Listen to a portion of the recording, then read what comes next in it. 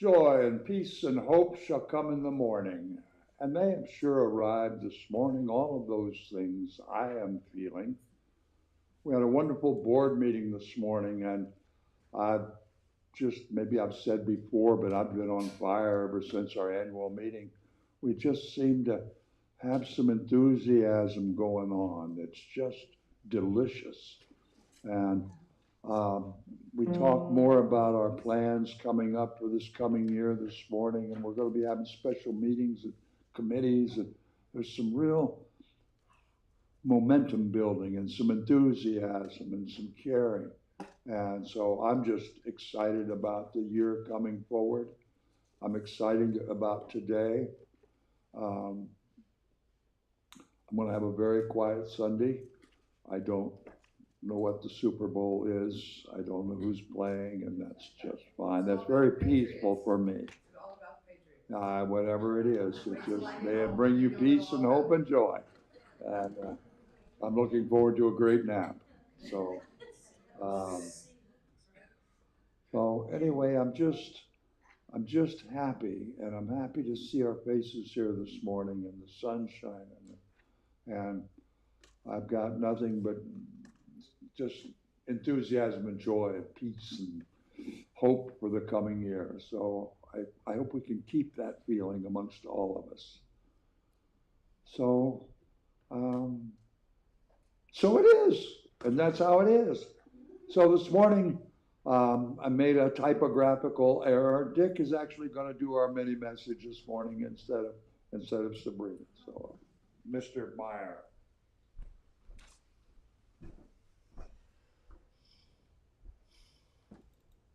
Well, we could take this time to discuss the over and under and the spread on the Super Bowl today, but that's not why we're here. Thank you. All right. We'll talk later. Okay, we'll talk later. As a kid growing up, I grew up in a religious house. My family we were a Catholic family, and going to church, parochial school was my routine as a young person. And when I hit my early 20s, after I had left home, and I did leave home when I was 18,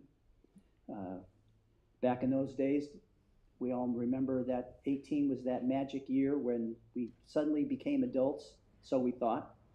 And that was, I left home, and when I was in my early 20s, I had an experience that changed the course of my life, and I could say that it was, I began to wake up to some things.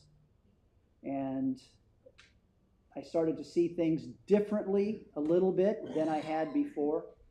And that led me down a whole different path in my life. And, the next 20 years looked very different.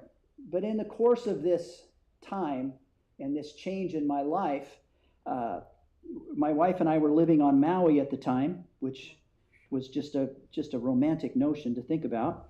And I had a business. We had a business, and it was at that time that I took this new awakening in my life extremely seriously, literally. And we both came to the agreement, if you can believe that, that we were going to sell everything and give our life in serving others. And so we went about selling our business and our home at the time, and went off to go to school and to learn what it meant to really be a minister of the gospel. What that told me at the time showed me at the time that something had transitioned, I should say, in the heart. My heart was that intention had changed. And I guess that's really what I want to say to you today, is how Spirit alters our intention. We don't always achieve it. We might have good intentions, and we don't always achieve them, but nonetheless, it's something that we struggle with or we deal with. The farther in spirit that we go, the more we realize that maybe something we did or said today didn't really measure up to the intention that I really wanted it to. And I remember back, I was my first year in school. I was much older than the incoming freshman. I kind of looked out of place, kind of felt out of place. And, I was married. We had our one child, and we were a little out of it. It was a small college. And they gave me I started getting all these responsibilities. And one of the responsibilities that I received at the time was I was now the head of the junior high department in this large church. I was too naive to realize that the junior high department was the one department that no one ever wanted. And so I was new blood, and I was naive enough to think that, hey, I'll do whatever. They said, good, you can have the junior hires. And so as I was dealing with this, and let me get to the point because my time is running out here very quickly, is how do I approach this group of kids with what's the intention that I need? And I remember getting some profound advice that I've never forgotten. And he was one of the professors there at the college, and he said, look, if anything and everything you do with these young kids is an expression of your genuine love to them, he said, you won't fail. I said, I can do that. And that advice served me 25 years of many youth groups and hundreds of kids. And I just want to leave that with you today as well, is that as Spirit challenges your intention, and it does every single day, if you just fall back on the very basic principle that what I intend to do today in this situation or with this person, if I really focus that I want to do something that expresses my love to them, you won't fail.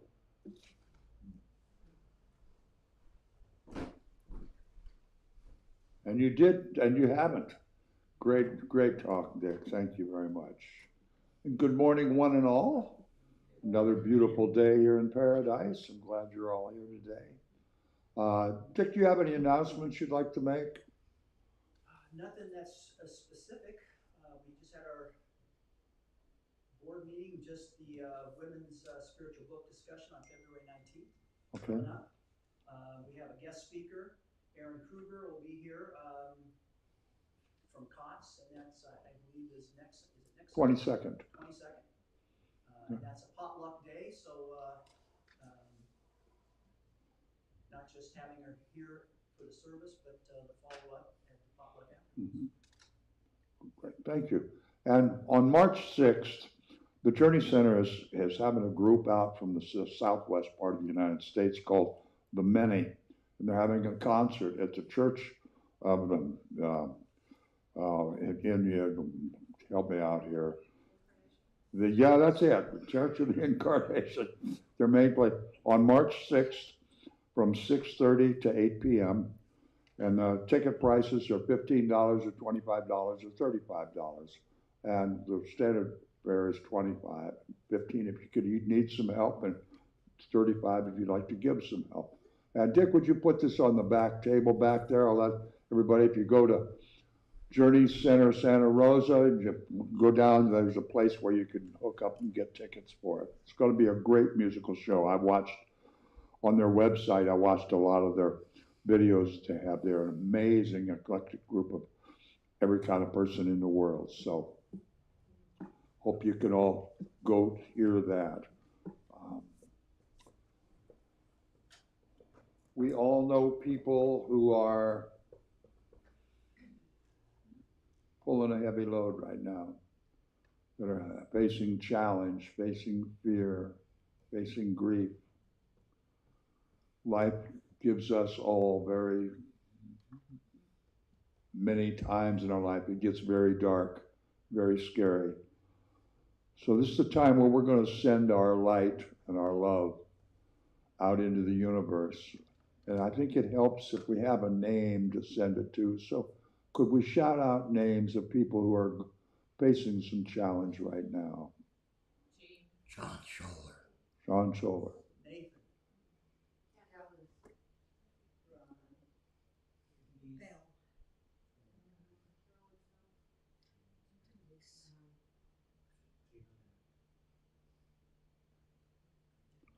Okay, we've heard these names. So, and again, let's keep our own Catherine in our scope of energy and love and light. She is in hospice right now. So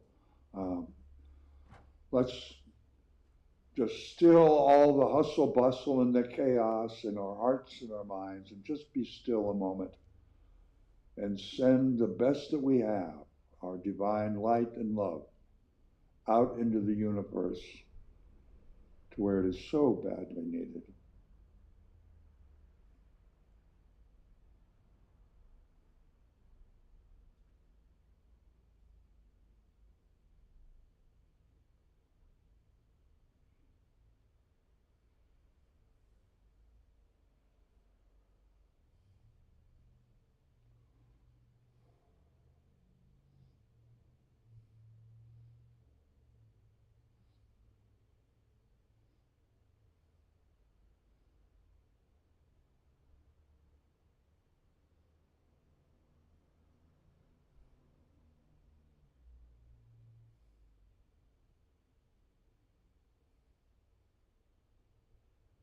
As we send out our love and our light, we trust in Spirit to direct it where it's needed the most.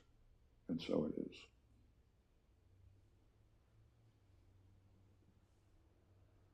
Well, on this 8th day of February, we're going to sing, I've got that joy, joy, joy, joy down in my heart. And as we think about being here together in this family, as we think about all the buffalo wings and beer that might be in the near future, as we enjoy the national pastime of bang heads with each other, football, let's stand up and sing about that joy and spread it through us and share it with each other.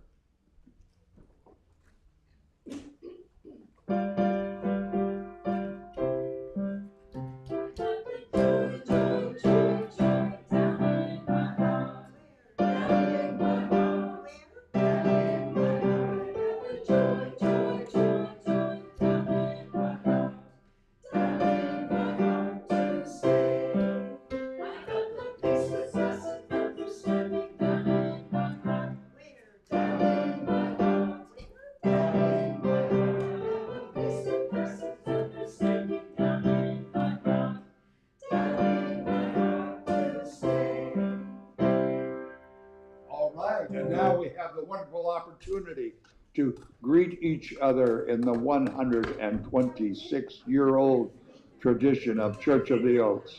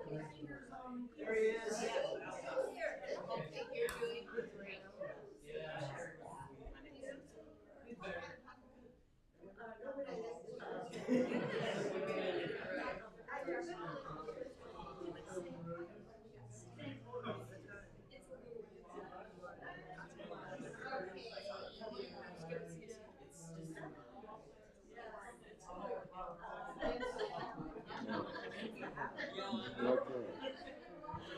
Hmm?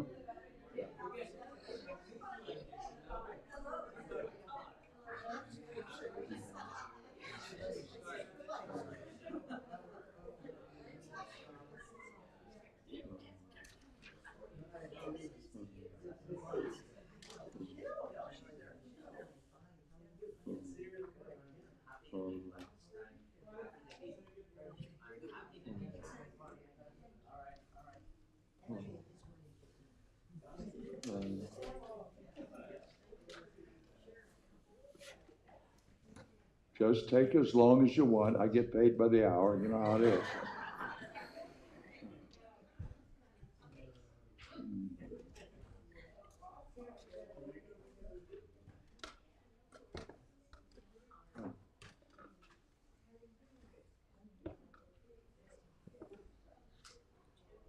Our abundance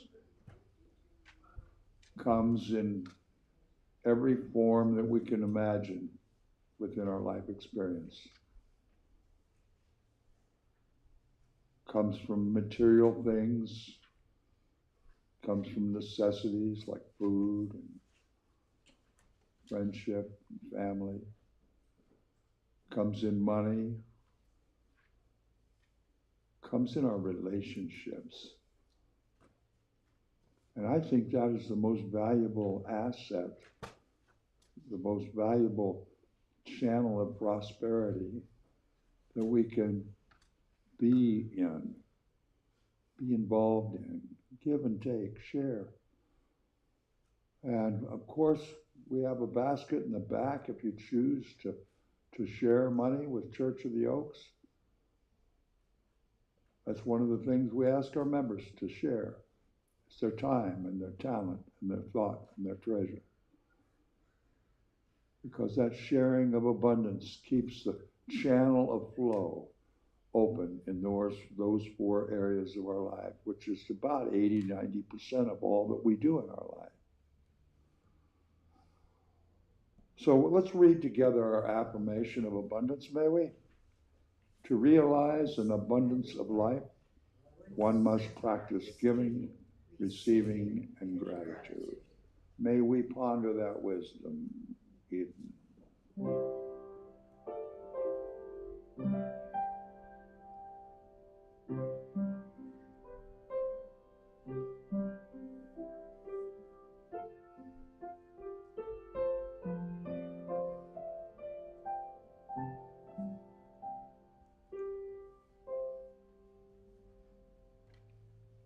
As we prepare ourselves for our meditation this morning, let's sing together Only Believe, number 152 in the Winds of Song.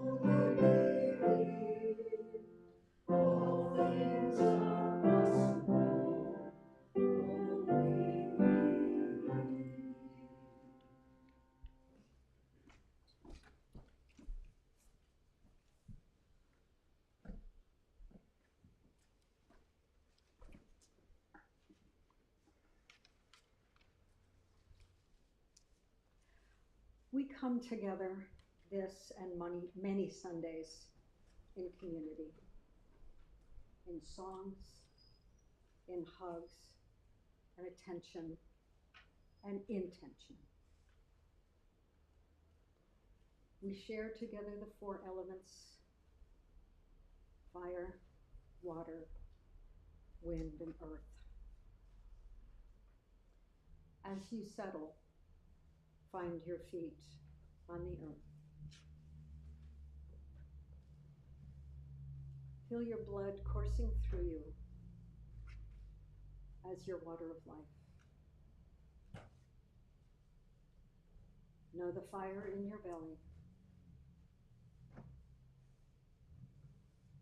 and your inspiration as breath. Taking that first deep, slow breath. Fill your body with fresh oxygen. Hold for a moment and release. Breathing in again, 1, 2, 3. Filling, holding, and exhaling. 1, 2, 3, 4. As you breathe in, once again, feel the swirl of prana, life force energy, through your and in and through your body, until you find your calm, loving center of quiet. Safely settle, surrounded by all love.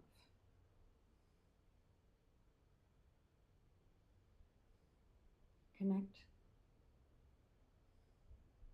with the indwelling spirit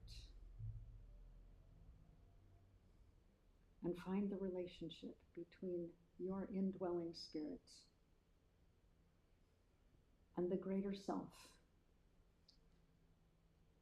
universal intelligence, the good, the God.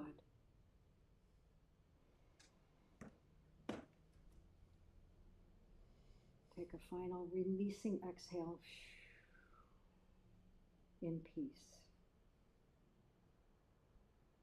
and commune with your good.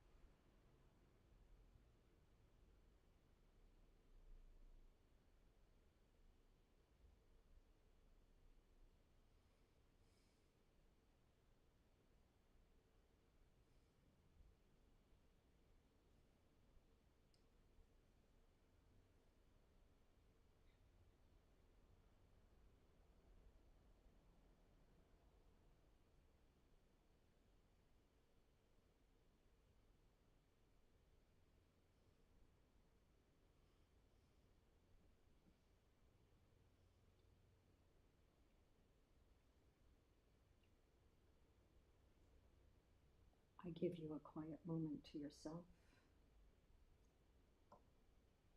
to receive the peace that is there.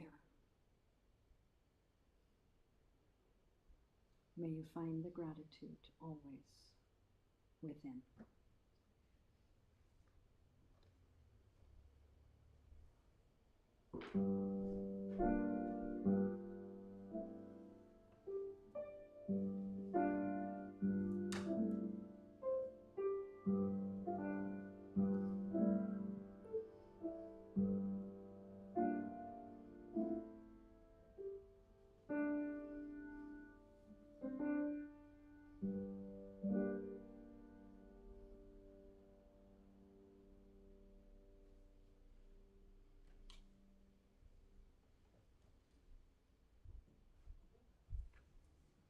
I came up with a topic for today because I read another poem by Rosemary Watola Cromer. I shared one of her poems last week, and I saw another one, and I just kind of blown away by it. It just touches home in a way. I'd like to read it for you, if I may. It's called Safety Net. This morning I woke thinking of all of the people I love and all of the people they love, and how big the net of lovers is. It felt so clear, all of those invisible ties, interwoven like silken threads, strong enough to make a mesh that for thousands of years has been woven and rewoven into a net to catch us all. Sometimes we go on as if we forget about the net, believing only in the fall. But the net is just as real. Every day, with every small kindness, with every generous act, we strengthen that net. Notice, even now, how as the world seems to be falling, the net is there for us. As we walk the tightrope of the day, notice how every tie matters. And it just, that, as I visualized that and thought about that, that's what we are. We're a family here, accepting each other, loving each other, being kind to each other. As we go into our separate lives, we share our time and our talent and our thought and our treasure. We have this net, and there's too many people in our society. We walk around and look, there's people that fall through that safety net. They don't seem part of the community. They don't seem like they fit. There's little spaces of void. And that's why we take such pleasure in partnering with the Living Room, Redwood Gospel Mission, COTS. They're doing incredible work to build safety nets for people that seem to have nothing in their lives, that fall through the net. As we become part of that and notice that, we constantly look for new ways to share kindness, to share our love, to build this net, this safety net for our fellow human beings. And I think this family, this little family we have here on the corner, I think back as how many times have we lost a loved one? How many times have we just had some hard times coming down the road at us? Well, we have that little conversation before we get over to coffee, standing out by the car. That little bit of encouragement, the ability to share with somebody in our family that lightens that burden that we've got wrapped around our necks. I think it's ironic that Bill Isaac's mother started the Mary Isaac Center,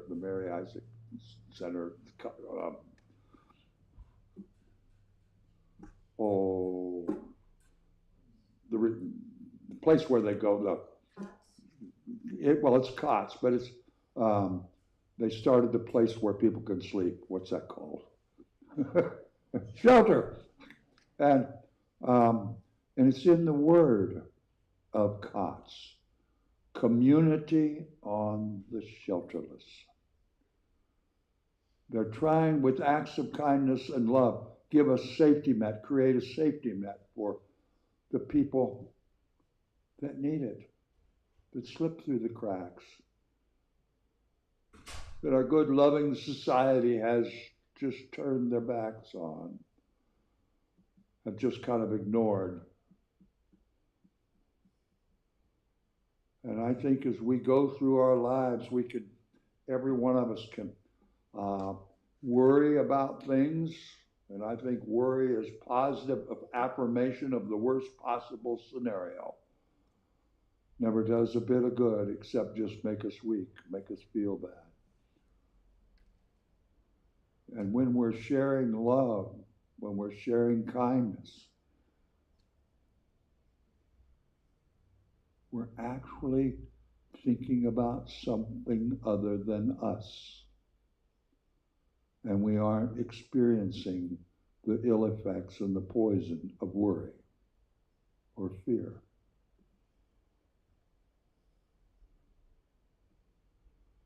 And I don't know how many times I see someone's day brighten because somebody took just a minute to say, hi, how are you?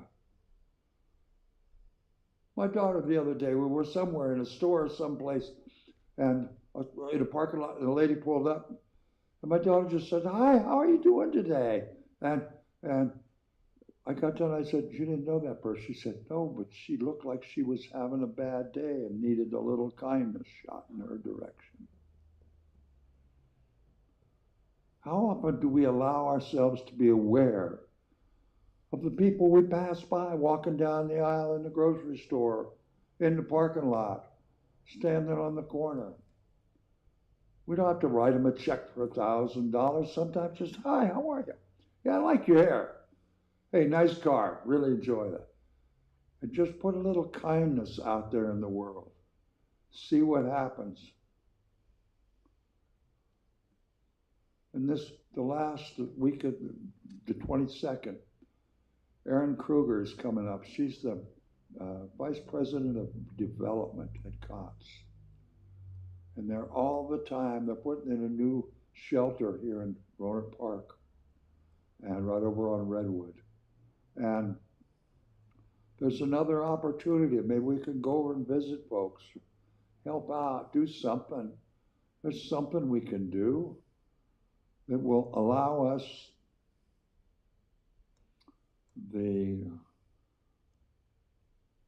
exquisite, exuberant feeling of doing something for somebody else. Isn't that when you feel the best? When you're giving somebody a gift or when you're doing something kind for them? Is there any time you feel any better than that? And it doesn't just stop when you get done, helping them do something. You go home, I did a good thing. I did a really good thing. I'm happy about that. Not only did it make their world better, it makes your world better too. That's what this matrix of being, of energy, of all the different energies that are in the universe. There's that matrix of love and kindness that works as a safety net for the people around us. We do that so well here in this little family. But I don't think we could ever not need to have a little pep talk about it, a reminder. Just to watch people going down the street in the supermarket. You can tell when people are feeling anger or fear or upsetness or empty or crummy. And all it takes is something to just, hi, how are you? It's a cool jacket. Something that will make them feel better about themselves. And it will certainly make you feel better about yourself.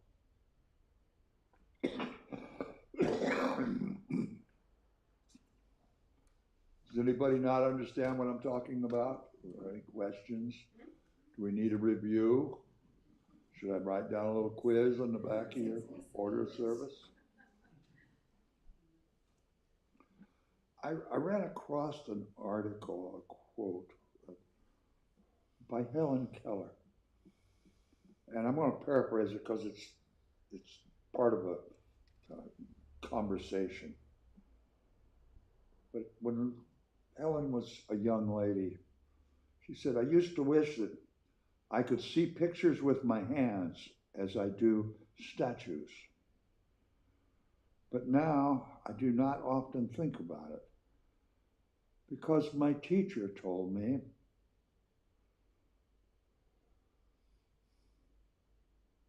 and explained to me that the best and the most beautiful things in the world cannot be seen or even touched. They can only be felt.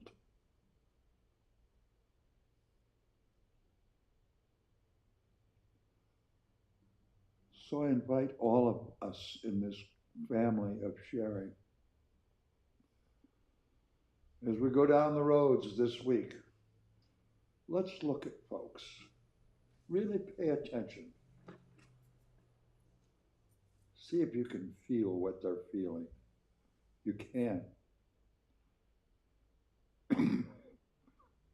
And see if you can offer them something that might make them feel a little better. Like, Kelly, your earrings are so pretty and shiny. You know, enjoy, your sweater is so pretty. And Dick, hi Dick.